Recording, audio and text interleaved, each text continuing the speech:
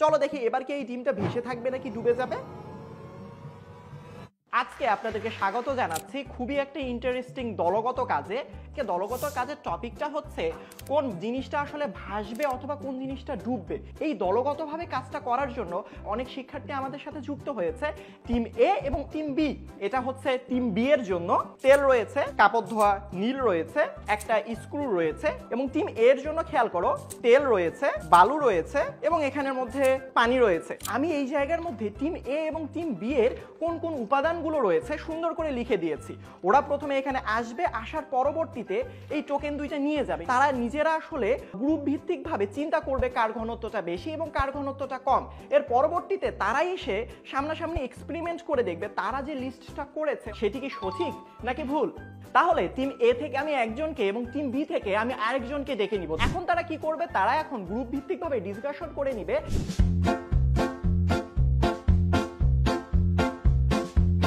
তাহলে আমরা টিম এ থেকে দেখে নিব তারা লাইভ এক্সপেরিমেন্টের মাধ্যমে তারা যে হিসেবটা করেছে সেটি কি সঠিক করেছে নাকি ভুল করেছে। টিম এ চলে আসো তাড়াতাড়ি। দেখো তাদের উত্তরটা কিন্তু আমার হাতে রয়েছে, কিন্তু আমি কিন্তু তোমাদেরকে তাদের উত্তরটা এখনই বলবো না। তোমরা বলো তো কোনটা আসলে ঘনত্ব বেশি, কোন জিনিসটার ঘনত্বটা কম। এই জিনিসটা আমি এভাবে ভাঁজ করে রাখবো।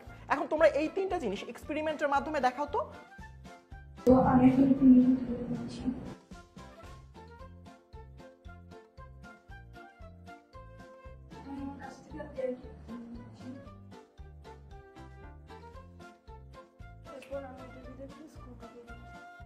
Very good. তার মানে আমার মনে হচ্ছে স্ক্রুটা খেয়াল করো সবার নিচের দিকে জমা হয়ে গেছে। দেখো সবার নিচে চলে গেছে।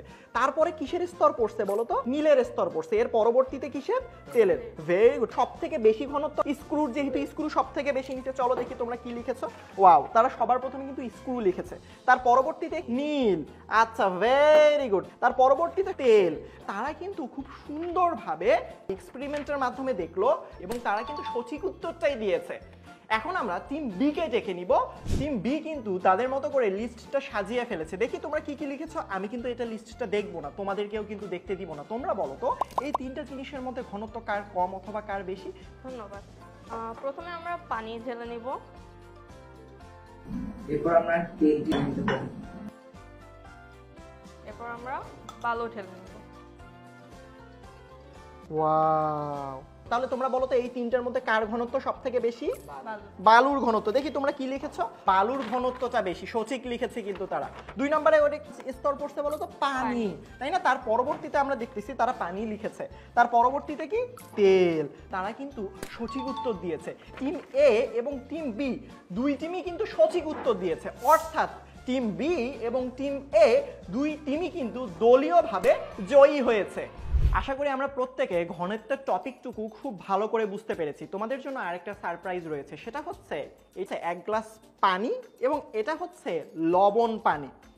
আমি যদি এই ডিমটা শুধুমাত্র পানির মধ্যে ছেড়ে দেই তাহলে কিন্তু দেখো আস্তে আস্তে পানির নিচের দিকে, তলানির দিকে চলে যাচ্ছে। দেখো একদম নিচে চলে গেছে।